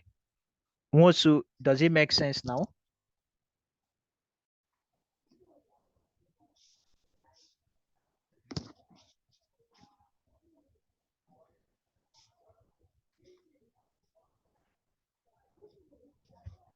Mosu, are you there? I think you are the one that asked for clarity. Does it make sense now? Yes, sir. Yes, sir. Thank you, sir. Okay, great. Great. So why we round off, we need to be sure. Hello, Igwe. Yeah, Odnakachi, go ahead. Sorry. Good morning. I was in a noisy place, so I was struggling to follow up and all that. So that's why I could not talk. So I won't be able to. I won't disturb other people with my noise background. Okay, so there's something I just want to make a comment. Thank you very much for the session. When you were talking about there's something you talked about that I started laughing because why I started laughing was that's exactly what I was doing. And in fact, although at a point I stopped it, but I'm still going to continue it. Now, in my business model, in my business plan now, for example, let me give you my business plan, for example. There was a time I mentioned to somebody that I'm giving out water free of charge, giving out water free of charge to the community, the host community where my farm is. So the person was like, how can you do that? Are you not going to be using money to pump the water and all that? I just laughed. So why I laughed was that the word there is ploy, business ploy. So it was a business ploy that I provide water to the community, not because I so much love them, but at the end of the day, you see that water is a problem in the community. So if I provide free water to them, it's a strategy I'm using to even make people to get to know my farm the more and to get to talk about my farm. Imagine in this place, this guy has his farm and he provides water free of charge to the community and all that. So even to the government and some other donors, that's something I've used to actually get them interested in the. Yeah, I'm coming. Sorry. I want to stop there. I'll talk to you later. Sorry.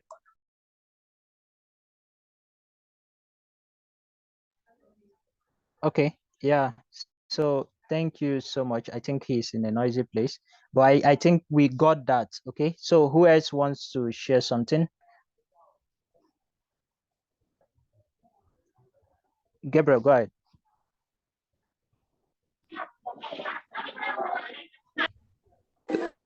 Thank you so much, sir. Sir, please, I want to clear myself on this business model. Because when you were talking, there are a lot of things that were going on in my mind. Can you say subscription, like when you are talking about this business model, I thought of offering not only giving my products to the people and but also to offer services.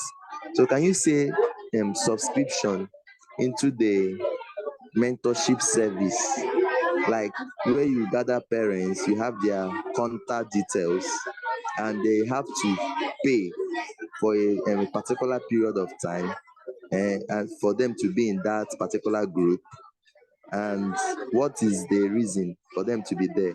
In a way, as they are reading the books, if they need any extra mentorship or they want their child to, have a word with us, with our team, so they subscribe to be in that platform, anytime they need our service, they can easily reach out to us, and we can offer a mentorship service, not just the product, but we are serving them too, to make sure that our result is actualized. Can you say it's a business model, sir?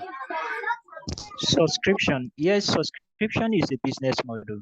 But remember, we also said you can also design a business model that is not sustainable, right? So imagine, I think we had that conversation as at yesterday. Someone talked about subscription, and we said when you want to do like reduce the price and ask people to pay for subscription for 1 month, you must be able to calculate your numbers. You must be able to make sure you are making money at the end of the day, because at the end of the day, it is about capturing value or making money in return. So subscription is a model, right? But what you need to look at is, will subscription bring value to what you are doing?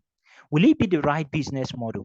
That is what I tell people I work with. I say the difference between most persons is what we call business acumen. Okay, so business acumen is ability for you to come up with decisions that are nearly true, assumptions that are nearly true, that are that is what makes you different from a CEO, right?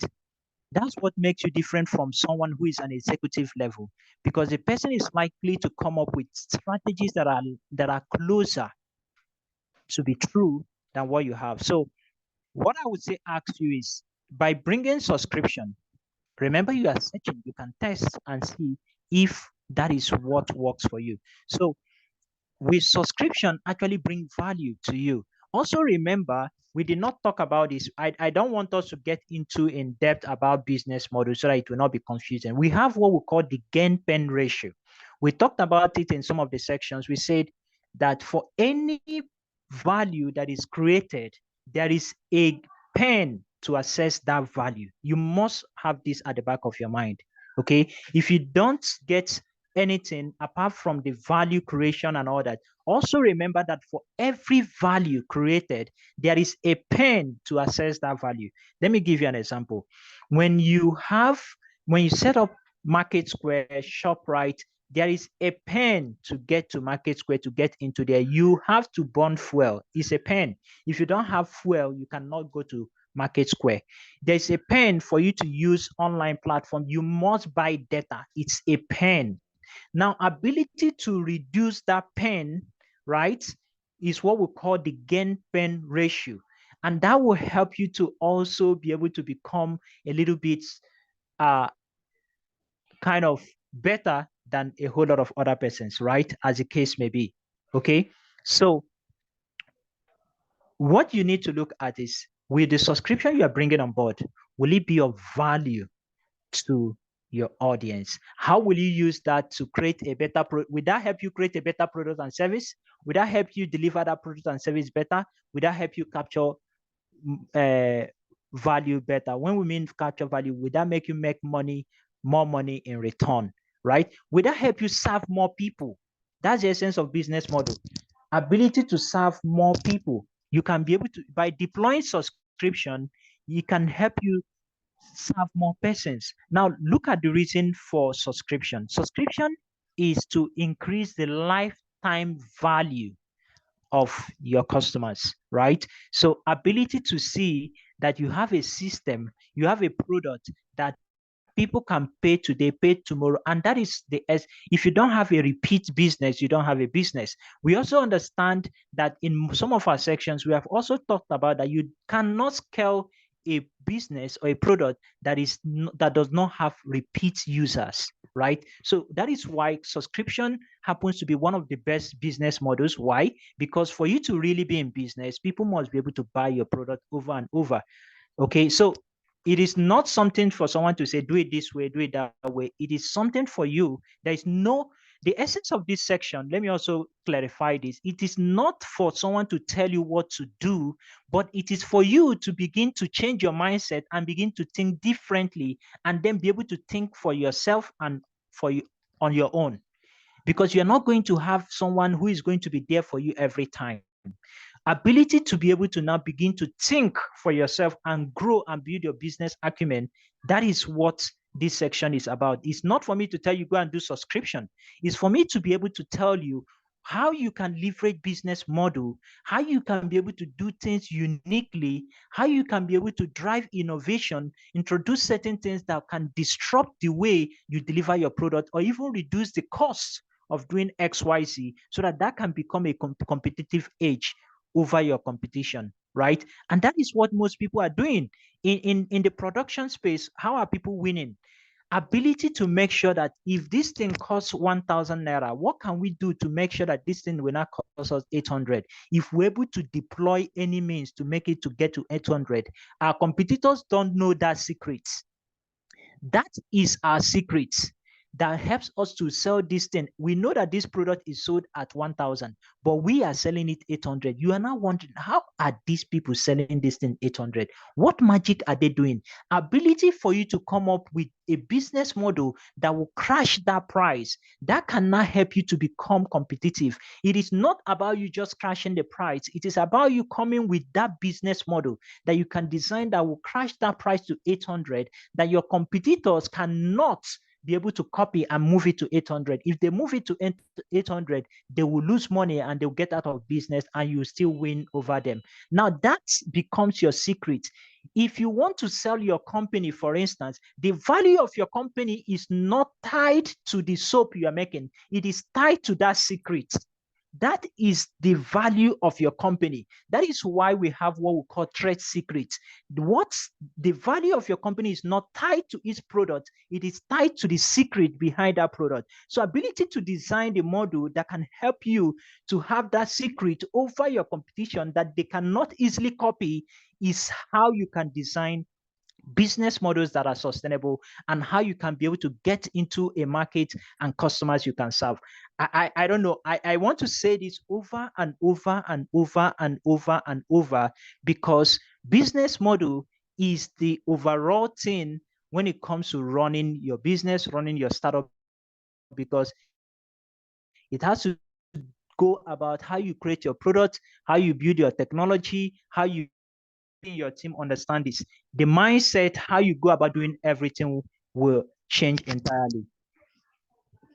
I hope we are having a good conversation, and I hope it's impactful. Why we are taking out this time is because this is almost everything we have been doing so far, and we need to be sure that we really understand this, and that is what will separate us from every roadside business that is in Aba. And that is one thing we can say: we are part of this section, this program, rather, that we can be able to think differently. We are no longer building the normal business. If I'm going to start a store business today, if I'm going to start a grocery store business today, I am not going to look at it from a normal grocery store.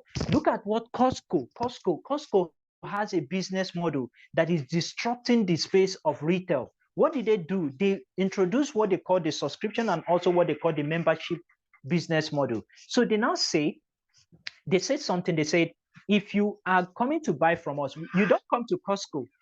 Costco is like a grocery store. You don't come to Costco and say, I want to buy beverages. You don't do that. I want to buy this. No, you must be a member for you to buy from them. So every month you pay maybe you pay 30,000, you pay 20,000, and you have a membership card, and the products are cheaper. You can never buy it. You can never buy cheaper from any other place.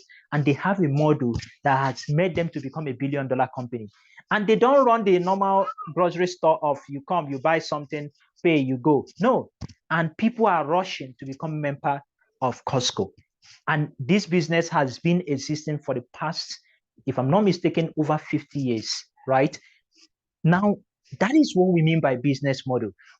And these people started as a normal small store, just like we know. How can we design businesses that can become global companies? It is not in the products, it is not in the technology, it is in the business model. Thank you so much. Yeah, I think we have come to the end of this section. Joseph, is your hand up?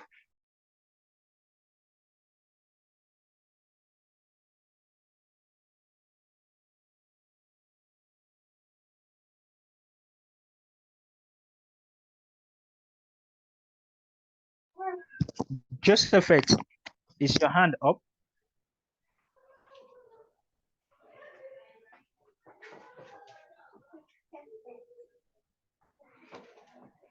Okay, I think it's a mistake. No, sir, I've been trying to reply, but my listen. Sir, can you hear me? Yes, we can hear you. Okay, so let me start by saying thank you for your efforts today. It's been impactful, and I must commend the clarity that was attached to the session. Also, everything was like listening to an audiobook. Well, with regards to what you've said so far, I think I've had a paradigm shift with reference to what a business model is, as compared to what I felt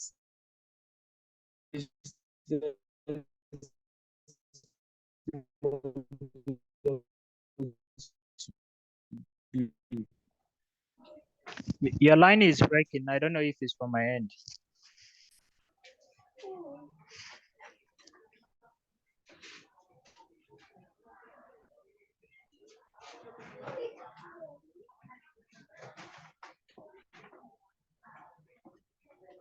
Your line is breaking.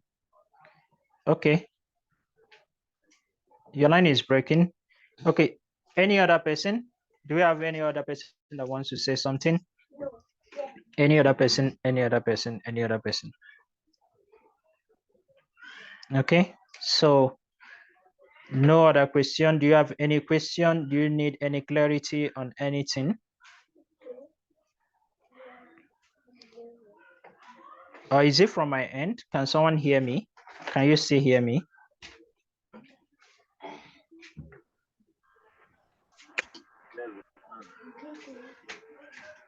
Yes, we can hear you. Okay. All right. So thank you so much. If there are no other questions, Linda, do we have any message to pass? Yes, it's about Mr. Teresa. Okay. Yeah. So we want to urge the participant to join a mentors group. He doesn't still have mentees yet, and there's one of them that is in this call. She's not here anymore. Scholar, but she told me she's having network issues. That's why she has not joined the group. But we are urging the participants to join his group because the mentor is somehow that he applied for mentorship and he has not gotten any mentee yet. So after this session, I'll send them the group link. We can just join. Also, tomorrow's session starts.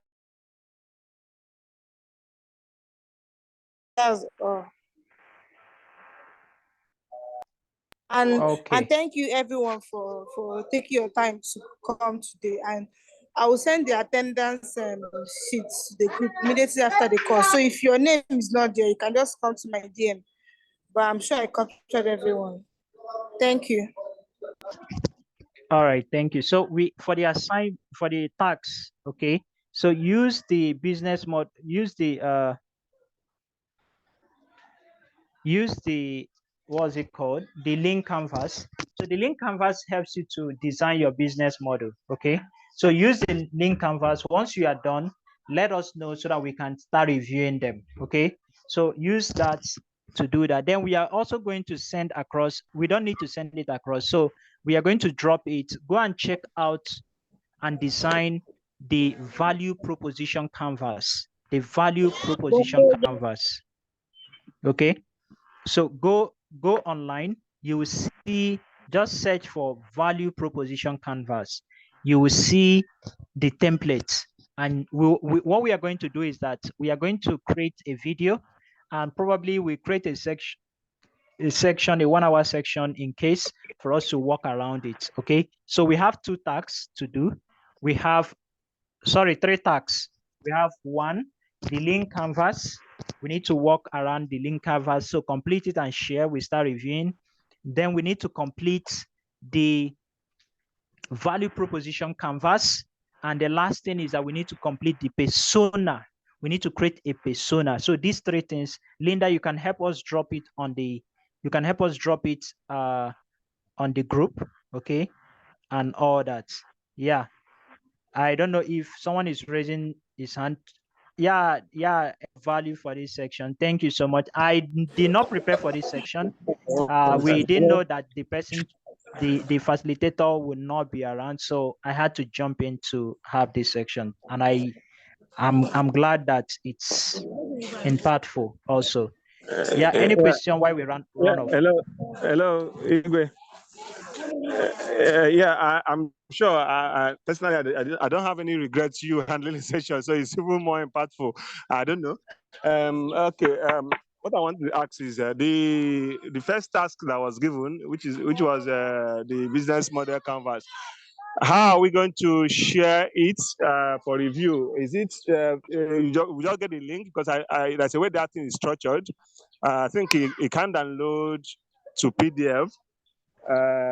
So are we going to share the link? Are we going to add you on the, because when I was doing my own, I was asked to create an account. So I created an account with the Learn Canvas website.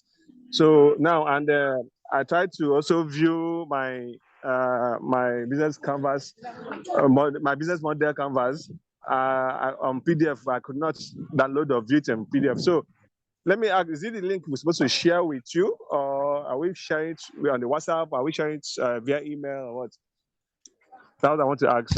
Okay, what we can do, I think that platform does not allow you to do that. So what we can do is that if you want to sketch it with Canva and all that, that is fine. If you want to use Canva, anything that you want to use, if you want to do it with graphics, but also remember that we need to stick to the diagram so that we don't write plenty things. That's why we use that stuff. You can also screenshot after designing it. You can maybe snap it so that we can have the graphical part of it. Maybe that can help, or use any tool at all you want, but we need to have that canvas.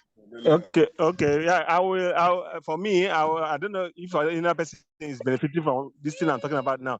So for me, I think there's a way I can, yes, sir. There's a way I can, I'll explore it. I'll explore the platform to know whether there's a shareable link. I think that I saw something like that, where you can share a link, somebody to view or somebody to edit.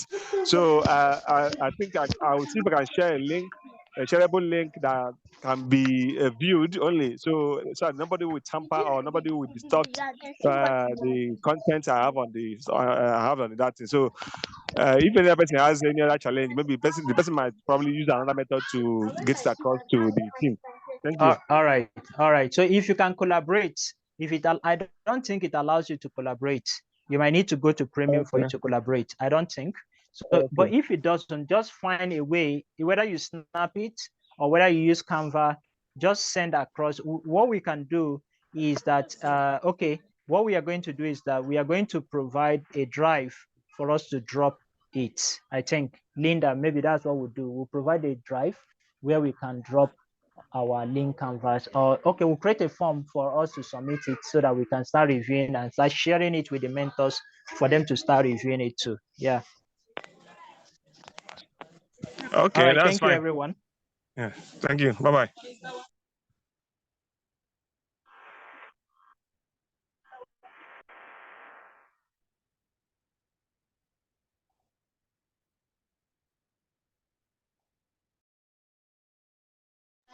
Pen and paper. Yes, go ahead. If you can do it very well and let it be clear, that's fine. All right, thank you, everyone. Do have a wonderful day. Let's engage on the WhatsApp group. Bye. Okay, thank you, sir. Good evening.